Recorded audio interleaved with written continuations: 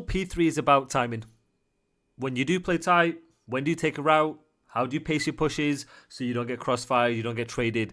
Let's break down how the pros bait, switch, and adapt the pressure to dominate Rewind P3.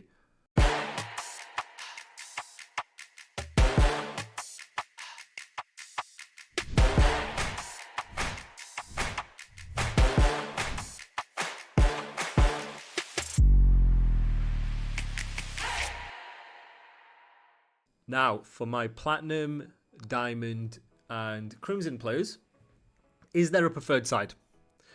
So, at higher levels, the preferred side for P3 is, surprise, surprise, going to be the P4 side of the map. Stats back this up. During the 2024-2025 CDL season, the P3 averaged 20.17 seconds held per team per hill. The best teams, like Optic and Heretics, controlled P3 for 29.55 seconds on average per hold and 26.75 seconds respectively. Very, very strong numbers. Now, why is the P4 side better? Well, you get access to hybrid spots that are statistically more powerful in securing kills and more give you the ability to get specific information or take fights sooner. This is a fantastic hybrid spot. P1 control is an entire hybrid spot. Playing here, playing here. There's so many positions that you can play to funnel and blend the enemy team. You can funnel enemies into predictable routes. So, for example, if they make that mistake like we talked about, they funnel through Burger, they funnel through Street. Once you have these hybrid spots, you can take fights against them. You can have to that extent, you can have a better flow through P1 and Courtyard, which lets you cut off spawners more quickly. So the way you want to play is if you are the first guy, or let's say if it's open and you require to fill it, you want to play for P1 control, because then what that allows you to do is assist and crossfire naturally from multiple angles while also giving yourself the ability to spawn people here and form what we call a kill box. It's easier to stay alive and help fights in multiple directions. On the hill itself, you have head glitches and corners, which give you that slight advantage by making them overextend to try and kill you. In this case, if you make them overextend to try and kill you, so let's say blue team does this, well, because you're coming off spawn here, you have the ability off spawn immediately to pre-aim through the doorways and then get to hybrid positions very fast to then take fights. That way you're creating natural crossfires very, very quickly. And when you're breaking, the P4 side gives you access to the outer side of the map that the other side simply does not have. So that's why the P4 side for P3, if you can, you want it. So what lanes do we want to prioritize filling first, and what does our flow look like? Well, the game plan and the goal for P3 on both sides, in order to secure this hill, is one of two things. It's you want to try and play for P1 control, because P1 is a huge hybrid spot, giving you the ability and flexibility to do whatever you want. You can have multiple different hybrid spots to help the time through P1, but most importantly, holding P1 gives you two advantages. Number one, it prevents you from getting spawn trapped when you do have P1 control. It's a form of a layer. So if you die, you spawn up, you can then refill through P1. It gives you that extra life if necessary. And number two, if you make the kills, you are in a hybrid spot to then springboard off that progression. You use that. If you spawn them here, you can form that kill box. Kill box meaning we're funneling them through a certain area of the map where multiple players can shoot from different lanes at the same time. This is what we call a kill box. Now, in this case, sure, there's a P2 spawn, there's a Burger spawn. You can spawn them in either case. You might think, well, why do I want to spawn them here? It is closer to the time. But if you already have control and you have power positions, Yes, they may spawn closer to time, but you are in positions where you can take the same fights together, ultimately forming the kill box and then suffocating the enemies. It makes it feel like they have no other options, and they realize in this situation they're gonna have to take routes. So when it comes to your flow, when it comes to your fill, you want to make sure you're filling P1 and courtyard first, where applicable, and laundry, and then once you have kills, whatever, then you can progress towards time. You want to do this on both sides. This is why it's a mistake if sometimes you overstack burger, but there are going to be situations where you need to play tight, where you need to essentially play a line, but ideally try and play for P1, try and play for courtyard control. That is what you're going to fill first, and that's how your flow is going to look. Now, this goes into blender setups. What are some ideal setups? Now, there are essentially two ways you can play P3. Like we mentioned, on both sides, you want to play for holding middle, holding P1, playing it wave by wave. This is your mid setup, right? First guy playing around here, maybe you can have the second guy here, third guy here, you know, some variation like this. This is like the ideal general goal you want to get. Spawn him here, and he has a free life. He can take fights, he can catch people sprinting, he can stun, he can nade, he can do whatever he wants. He's in a position where he can play to trade, and he can take the same fights. You know, there's that. That is the ideal setup. But there might be situations on rotation where you want to play like a tight setup and essentially play in a line. Meaning, if enemies have P1 rotation already, they have courtyard control, and they're taking routes. Let's say in this situation here, they already have P1, they have P2 scrap, you know, something like this. Well, instead of contesting P1, you're playing the wave for what it is. You're going to push through, and you're ultimately going to play a line. It's either or. And that way, when they have to cross to time, assuming you have it and you don't scam, you have everything cut. It's either or, right? So you play a line through this based on what progression or map control you think the enemies have, or you try and get into the ideal setup based on your flow, based on the things you're filling in first, if you have the kills, if you've got the wave. From either side, controlling P1 in middle is key. That's your insurance against getting trapped. If you're the first player alive on the RV side, on this side, the P2 side, right? Your job might be to take her out, gents. It might be to try and get out RV, especially if they have setups like this, right? You all spawn here. You're the first guy. Remember, the first guy dictates the wave. He dictates the pace. He dictates what you do. He's trying to set up the rest of his team. That's what the first guy does. Well, he might end up taking a route here in order to try and get P1 while the rest of his teammates are trying to fight through like this. Something like this, right? They're taking complementary routes to help the guy gens in P1. And then this guy's taking burger. You can have two people here, one person, you know, some variation like that. This is to prevent your team from getting spawn trapped. This is how you get out of a kill box, by investing that time. And then if you're trying to flip, timing is everything. Everyone needs to be on the same page. Otherwise, you're just going to run into one-by-one crossfires. So it has to be very well timed based on what the first guy is doing. Now, for my platinum, diamond, and crimson players, how do you want to break based on your spawns? It comes down to timings and the lanes that you want to take. If you spawn towards the burger side right here, that is telling you something. You spawn here because they have mid control. Now you can get this spawn, which is close to the time, if they don't have any progression past the 50-yard line. So understand what your spawn means. But let's say you spawn here and you know they have mid control. One player, the first player, has to take a P1 route. Unless you get kills, unless you get scammed, you know, ideally he needs to play to set up a P1 play. If everyone is going to flood straight in, you're just going to get chopped up. Same principle applies if you are on the good side. You want to fill courtyard, you want to fill P1 first, second, right? Almost like this. And then if you get kills, you get across towards time, okay? Understand the space the enemy has. You don't want to ego chow head glitches. Now, you want your AR players to open up the map for you. Absolutely. You want your ARs to be playing positions to open up the map to get across, right?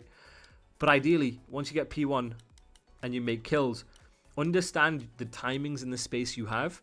It's a hive mind decision. You aren't going to flip them. You can play another wave in AR positions while you have SMGs taking routes. This hill is about hive mind decision making. You're either committing to the wave together or you're playing for the flip together. Anything in between usually does get punished. Boom, jump scare. Are you paying attention? I don't think you are. Let me just interrupt you real quick with this video. Hope you guys enjoying it so far. Make sure you guys join my Discord. My Discord will be in the description below. The reason why you want to join my Discord is I host Viewer 8s, Sub 8s, tournaments, coaching sessions, Q&As. Everything in my community goes through Discord. Make sure you join below if you're serious about improving and you want to find like-minded people who will improve. You want to find people for ranked, for challenges, you name it. Stress-free, easy enough. Get involved. If you guys want private coaching, check out my website, dreal.co.uk. It will be in the description below. If you guys want private coaching, you guys want to BS, do whatever you need to do, make sure you check that out. Right, return back to the video. Now, what do you want to do in disadvantageous positions, 3v4, 2v3, right? Well, a lot of it is going to be based down to two things. One, the guy on the time, and second, the guy middle. When you're the guy on the time, and you don't have mid control, understand, right? Let's say right here, he dies like this, right? You're the blue team, and they're hitting through time. Again, your job is to contest intelligently. You're trying to play positions that make them overextend into bad corners. This is how you let your teammates off spawn be useful and help you. You're not trying to get kills per se. You're just trying to buy as much time as you can, trust in him and peek and get people weak, throw some stuns, throw some nades. You're trying to deny as much pressure as you can. And it works on both sides. For example, here, see these guys die and you're getting aped out.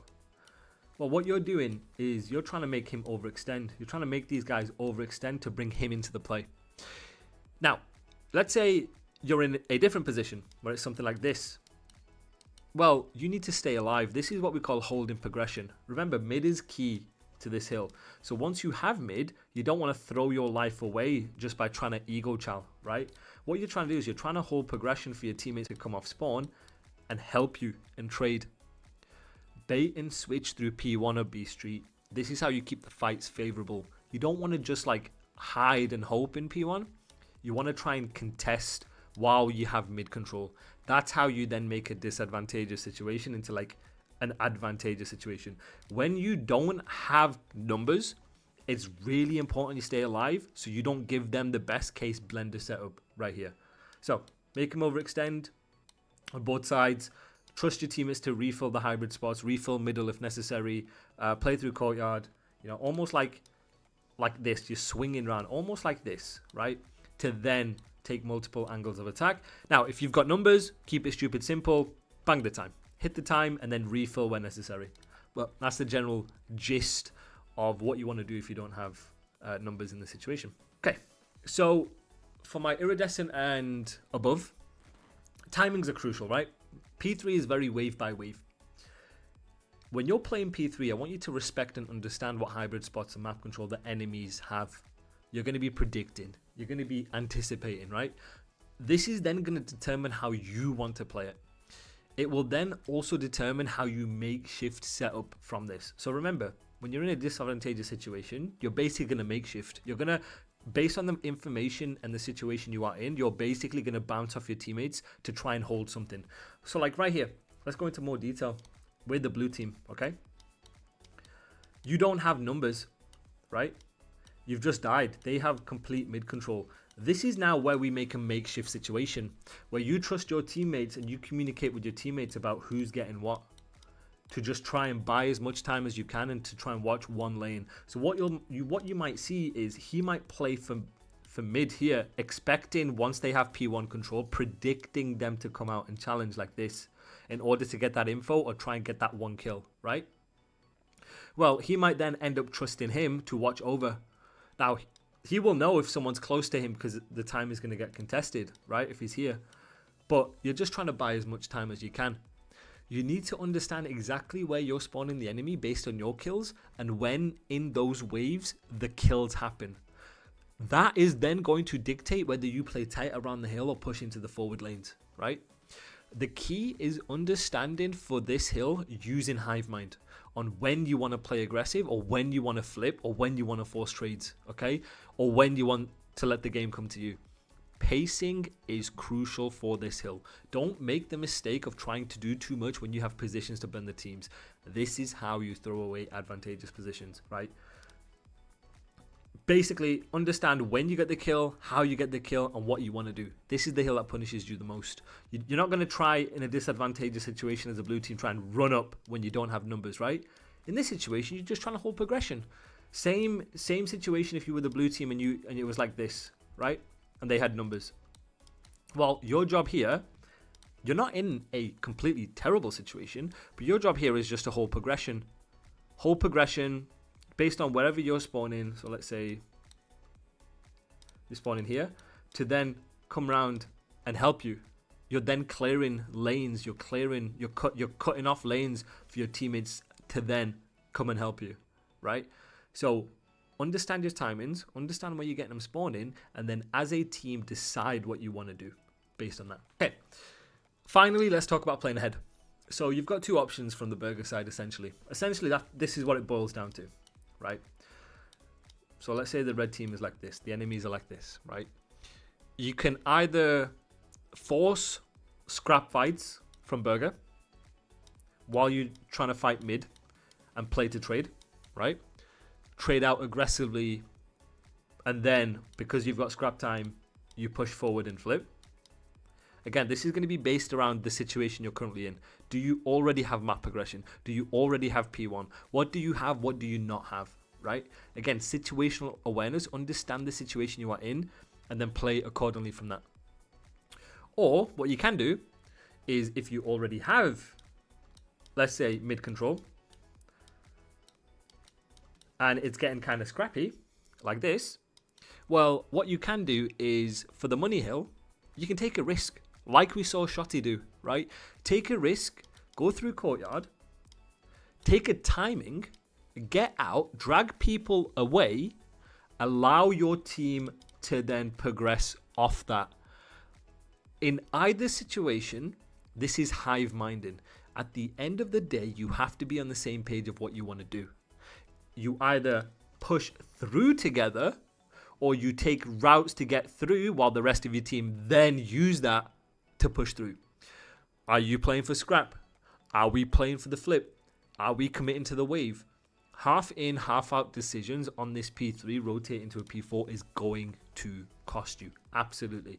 When you already have the side that you want, right? So let's say with a red team in this situation, rotating on to a P4, it's all about reading the pressure, understanding where they are exactly and trying to get trades and as much space as possible without throwing your life away, right? The fill and flow and your game plans are still applicable here. You want to pick up 18, you want to pick up courtyard, you want to pick up P1, you want this on a rotation. That needs to be one of the first things that you're playing. Unless they're pushing through, then these kills are going to be the priority. Remember, you can't get space until you get kills. So prioritize the kills. Once you get the kills and you think you can get space, then you push through, right? It'll be based off how and when you can get the kills. If you spawn slightly out, let's say you spawn here, right? That's telling you they're pushing through. They're both sides, right? So then these are the most important kills in this moment. This is where you then play a little bit safe to play the most important kills, to force him to spawn out and force you to spawn in. This is efficiency, and this is the most important trade in the situation, and this is the importance of trading the right kills. It's more important to trade these two in the moment than trade these two, because these guys have a direct influence and impact on the game. You kill these two, they spawning back out here based on where you guys are, and then you will be spawning in because they're the furthest pushed out, right? It's a hill where if you have ult control, right, like this is a hill where you can play a high line. You can use your teammate's progression. This is what we call progression. Your teammate has scrap, he has map control, and you can help him fight, play a high line, because now you can help him trade the most important kills, and that way you can keep him still spawning at the back. Play a high line through gens, P1, keep them funneled in the kill box, because when you have a kill box, you limit the lanes that they can take, the routes they can take. It makes the game easier for you to eventually control, because you've got less lanes to worry about and more ability to fight the right trades. This will be your first initial wave setup for P4, essentially. Something like this. When you have progression, right? Play a high line. If you don't, then you want to play your life and you want to pivot and try and play your guarantee kills, right? And play your life, most importantly. On a micro level, you can play so many positions around here to play your guarantee for the kill. So you can play here. You could play here. You could chow here. You could play here. You could play here. You could play here. You could play here. There are so many positions that are gonna give you a overwhelmingly high chance of winning that gunfight or playing your guarantee. You can slide cancel. You can take trades. You can take fights with your team, and then you can predict gen timings and then cut that off. So it's all about reading the pressure, adapting from that. That's how you then play ahead, going on from P3 to P4. Okay, let's wrap it up. Bronze and gold, just get in the hill and contest, right? Let's not make that mistake. But then platinum, diamond, and crimson players, I want you to focus on your flow, focus on what lanes you need to fill, and then I want you to focus on your P4 setups wave by wave. You break a hill, you play tight. You don't have the timings to push out, you don't have the timings to get space. Play tight, understand what positions you want to play, where they're spawning, what their timings are, right? Now, for Iridescent and above, your job is to put yourself in advantageous positions to blend the teams as much as you can. Start suffocating players. Feel like you are everywhere on the map. Play map control, right? All about your timings, your hive mind pacing, taking calculated routes and risks that turn P3 into a trap to then set up a P4 so it's not a scramble, right? It's about thinking about the macro and the long game. Master the hill across every tier and you will find that you're going to climb ranks. This is going to get a whole lot smoother. The thing that I cover in these videos comes straight from my experience as a world champion CDL coach. So you're getting the same principles that I teach at the highest level of play. If you want to keep leveling up with pro standard insights, make sure you subscribe, make sure you drop a comment and tell me what hill or what map do you want me to break down next. This channel is about building smarter players, is to teach you guys on this journey that we have together from bronze all the way up to pro. Appreciate it, guys. Thank you very much.